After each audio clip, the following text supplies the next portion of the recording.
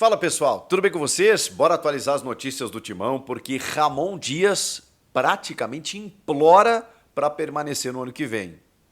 Mas ao mesmo tempo surge um novo nome para treinar o time na temporada de 2025. Eu vou te falar quem é. Chega mais, eu sou o Chico Garcia, inscreva-se no canal e vamos juntos.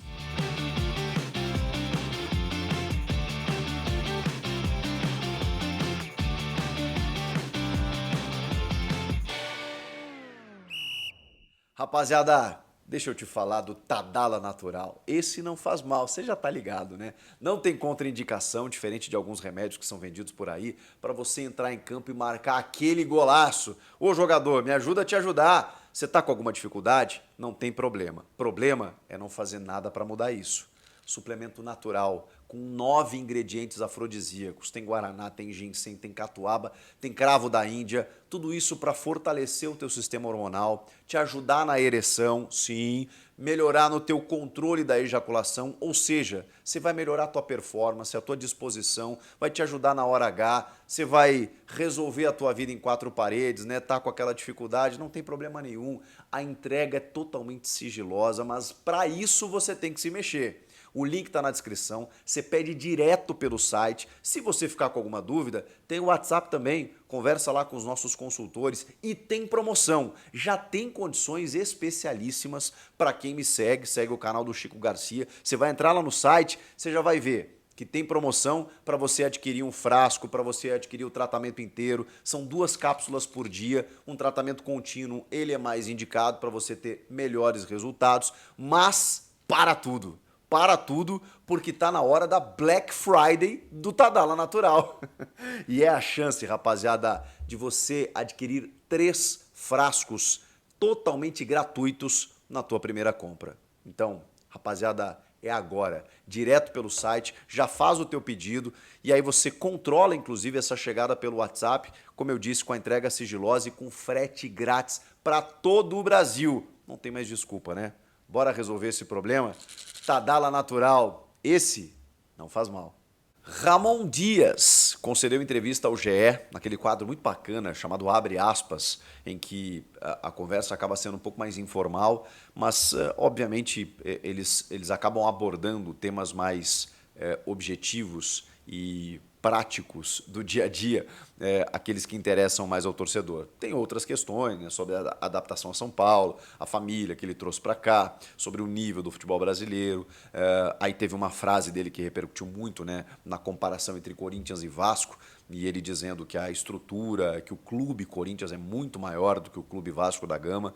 Obviamente isso repercutiu de várias maneiras, né? Porque nem vou entrar no mérito aqui, porque cada clube tem a sua história e ele esteve lá dentro dos dois. Acho, olhando de fora, de que a estrutura hoje que o Corinthians oferece é superior à que o Vasco da Gama oferece, né? Isso sabidamente, mesmo com o SAF, mesmo com o Pedrinho lá, presidente, que é um abnegado, né? Que está tentando melhorar a situação do Vasco. A gente sabe, né, que as condições de trabalho elas são muito diferentes.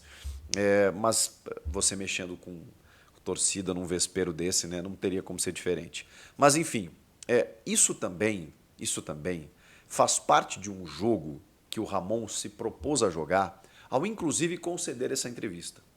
Porque não pense você que um jogador, um treinador, quando ele dá uma entrevista, ele está fazendo apenas por uma questão protocolar da liturgia do cargo. Do ônus que ele tem para poder desenvolver a sua atividade fim, de vez em quando eu tenho que dar uma entrevista. Em alguns casos, na maioria dos casos, as entrevistas elas são utilizadas para mandar recado, para enviar mensagens. Elas usam, e a gente usa os entrevistados, está tudo certo, é assim que a banda toca. Muitas vezes os entrevistados utilizam a imprensa para enviar mensagens, para passar aquilo que eles querem e com um objetivo muito específico. O Ramon Dias topou dar essa entrevista também para poder, de certa forma, conquistar o torcedor corintiano e gerar, obviamente, uma agenda positiva dentro da opinião pública para que isso repercuta positivamente e faça com que a diretoria pese um pouco na sua análise da permanência do Ramon ou não. tudo isso para dizer para vocês de que o Ramon, nessa entrevista, a todo momento disse que gostaria de ficar, que entende o Corinthians como um clube para disputar títulos e que ele não gostaria de comandar o Corinthians apenas para fugir de um rebaixamento, que ele gostaria de comandar um Corinthians com outras perspectivas, que o Corinthians não pode ficar 2 anos brigando para não cair, como estava, e que ele quer pegar esse elenco agora para disputar títulos com as principais equipes brasileiras e que o Corinthians pode fazer isso. Ele entende que o melhor está por vir, que ele foi contratado justamente para impedir um rebaixamento, mas que o sucesso nas Copas daqui a pouco até, né, gerou uma expectativa maior e, óbvio, depois disso veio a frustração. Então, ele se coloca numa condição de que a missão dele está sendo cumprida, de que o objetivo pelo qual ele foi contratado, ele está cumprindo. E realmente isso é verdade. A questão é, a análise que a diretoria está fazendo, e até já fez, tá? De que o Ramon não deve permanecer, exatamente por quê? Porque você montou um elenco em setembro, né? Praticamente, né? Os jogadores completaram esse elenco agora, tem um mês, e obviamente por conta desses reforços também o Corinthians conseguiu se livrar lá da zona do rebaixamento. A perspectiva agora é para o ano que vem. É quando você olha para frente, para 2025 e pensa, bom, com esse elenco montado, eu não vou brigar para não cair. Não tem condição. Estamos brigando agora por conta de um resquício ainda, de um trabalho ruim, de um elenco limitado, mas quando esse elenco foi reforçado, a coisa aconteceu. E aí o Corinthians pode respirar, inclusive pensando até em pré-libertadores, dependendo dos resultados. A questão é, para o ano que vem, bom, com alguns reforços pontuais e com o que já tem, não é para brigar para não cair. Estamos falando de um elenco que pode ser protagonista, sim. E aí você se faz a pergunta, esse elenco, ele terá Ramon Dias como técnico? Esse elenco, ele pode ser campeão com Ramon Dias como técnico? O que Ramon Dias pode fazer com esse elenco em 2025? É aí que entra o X da questão. Perspectiva. O Ramon, nos momentos mais decisivos do ano, mesmo com todo o contexto complicado que vivia o Corinthians, ele não foi bem. E aí o dirigente pensa o seguinte, bom, eu vou ter muitas decisões no ano que vem. Eu tenho um elenco qualificado. A cobrança vai ser ainda maior. Na hora que apertou, ele não soube resolver. Então, ao olhar para frente, precisamos entender que precisamos de um técnico que seja do tamanho desse elenco e da perspectiva que nós temos. Com Memphis, com André Carrilho, com o Yuri Alberto permanecendo, com Thales Magno, com Rodrigo Garro, com Igor Coronado. Esse elenco, ele precisa de um comandante com casca, superior, que saiba o que fazer nos momentos decisivos. E o Ramon foi testado esse ano. E ele teve muitas dificuldades. Ele tem currículo, é um cara experiente, ele e o Emiliano conseguiram fazer algumas coisas interessantes, o objetivo, me parece, vai ser cumprido, mas aí você olhando para frente pensa, mas e na hora do vamos ver, será que ele não vai errar de novo? Então assim, de tudo que eu sei, o Ramon não deve permanecer. Eu sei que a torcida está dividida e acho até, pelas enquetes que eu fiz recentemente, a torcida está até inclinada a aceitar o Ramon. Que agora o Ramon vai começar um ano, tudo mais, com esse elenco que ele não montou, papapá. Ele sempre fala, né? Cheguei quando tinha 12 pontos, estava na zona do rebaixamento, né? Conseguiu recuperar. E isso ele vai levar como marca, de que ele recuperou Vasco e Corinthians, né? O Vasco foi até, né, no último lance, da última rodada e tal, foi uma coisa bem assim, meio que por acaso, assim, né? Ok, tem mérito, tem o trabalho dele lá, mas o Vasco permaneceu, cara, muito mais por uma conjunção de fatores do que pelo trabalho dele. A verdade é essa. O Corinthians não. O Corinthians ele tem uma interferência direta, mesmo que a gente não concorde com algumas escolhas. A questão é, ele cumpriu a meta, ele cumpriu o objetivo. Mas, olhando para frente, não é ele o nome. E se não é ele o nome, e aí a gente está percebendo esse movimento, primeiro, o Augusto Melo, no evento da Federação Paulista, não bancou o Ramon. Não disse, não, ele é o nosso treinador. Assim, ninguém julgaria o dirigente por fazer isso, porque o Ramon tem contrato até o fim de 25. Então ele poderia dizer, gente, eu não sei por que vocês estão me perguntando isso, o Ramon tem contrato, ele é o técnico para o ano que vem. Acabou. Se ele resolver se demitir ali na frente, questões do dinamismo do futebol, ele teria argumentos para isso. Mas ele preferiu não bancar. Ele preferiu dizer, vamos ver, a gente vai fazer uma análise ainda, vai fazer uma avaliação. Ou seja, ele deixou muito claro de que a situação não era definitiva e que, cara, estamos olhando o mercado. Foi isso que o presidente falou. Num claro, alto e bom tom. E agora? Agora você começa a perceber que esses nomes especulados para comandar o Corinthians em 2025 indicam também a não permanência do Ramon Dias. O Renato Gaúcho foi especulado, sondado pelo Santos. Ele não deve permanecer no Grêmio mesmo, mas o Santos tá colocando o Renato entre os seus nomes de contratação. Não sei nem se o Renato vai aceitar o Santos. Ele já recusou o Santos uma vez, como já recusou o Corinthians. Estava esperando a proposta do Flamengo. E também tem muita gente que fala que o Renato não vai trabalhar no começo de 2025. Então, não sei se ele seria um nome. E esse também divide a torcida, porque ele já disse não lá atrás, nunca trabalhou em São Paulo, tem um outro estilo de comandar, né? Uma coisa muito mais boleiro e tal. Então, não sei. Não sei se seria a solução. Eu sou suspeito, acho o Renato um baita treinador, mas que faz um 2024 péssimo. Acho que ele precisa descansar, inclusive. Não sei se seria bom nem para ele, nem para o Corinthians ele assumir o time ano que vem. O Luiz Castro, evidentemente, seria o principal nome, acho que ainda é, mas o Luiz Castro colocou um valor para não... parece não pegar agora, né? Do tipo assim, pensa aí, vê o que vocês fazem e se pagarem aquilo que eu quero, aí eu vou.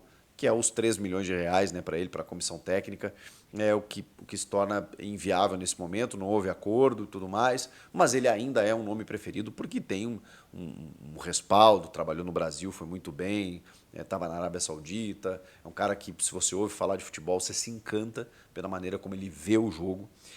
E aí surge um novo nome, que é do Sérgio Conceição, português, 50 anos, ex-Clube do Porto, ficou 7 temporadas lá, conquistou 11 títulos, exatamente, 3 campeonatos nacionais, eleito o melhor treinador do Campeonato Português por 3 anos seguidos, ganhou 4 Copas e 3 Supercopas. Sérgio Conceição. O que acontece nesse momento, para vocês entenderem? O futebol brasileiro ele absorveu muitos técnicos portugueses, pagando, inclusive, salários no nível do futebol europeu. Então, é muito comum hoje você ver os empresários oferecendo técnicos portugueses, e argentinos também, mas mais portugueses, para os clubes brasileiros. É normal. O Maurício Gagliotti, quando contrata Abel Ferreira, ele disse textualmente para o empresário que estava ao lado dele, dizendo assim, eu quero um português. Naquele momento, o Gagliotti não queria saber quem era o português. Ele só queria um português, porque ele já tinha tido a experiência frustrada com o Mano Menezes, ficou 2, 3 meses no Palmeiras, o Flamengo do Jorge Jesus ainda retumbava no Brasil, e o Gagliotti disse, eu quero um português. Ele deu, mas assim, ele acertou em cheio com o Abel Ferreira. Mas não foi uma convicção no nome do Abel, ele queria um português. E o empresário chegou para ele e disse assim, tem um cara lá no PAOK, tá para sair do PAOK, tá meio desgastado lá e tal, vamos fazer uma entrevista com ele. Fizeram a entrevista, se apaixonaram, porque o Abel Ferreira falando de futebol é realmente apaixonante, pronto, contratou. O Abel não tinha nenhum título de expressão, aliás, acho que não tinha nenhum título na carreira, tinha treinado o Braga, em Portugal, acho que base do Sporting, e estava no PAOK da Grécia. E chega no Palmeiras e muda a história do Palmeiras. Os técnicos portugueses, ainda mais depois desse momento do Abel Ferreira, eles são oferecidos constantemente para o futebol brasileiro, que está afoito, ávido por um técnico português e que paga bons salários. Depois da saída do Eduardo Cudê, o Sérgio Conceição foi oferecido ao Inter, que conversou, olhou e tal, e optou pelo Roger Machado. E até está dando certo. No caso do Corinthians, esse nome chegou. Só que ele teve uma aprovação. Por quê? Porque a gente está falando de um nome importante. 50 anos, já falei, 11 títulos aqui em 7 temporadas no Porto. E um cara que, se você conversar com qualquer pessoa que conhece o trabalho dele e que entende, enfim, o método dele, os caras falam maravilhas de que é um treinador de processos, é um treinador que estuda o jogo, é um treinador que abraça o clube e todas as particularidades de um time de futebol. Sérgio Conceição. E além de tudo é jovem, arrojado, que tem um bom currículo internacional e que está sendo oferecido várias, e saiu agora em junho do Porto, para o futebol brasileiro. Seria uma grande cartada, na minha opinião, por parte do Corinthians.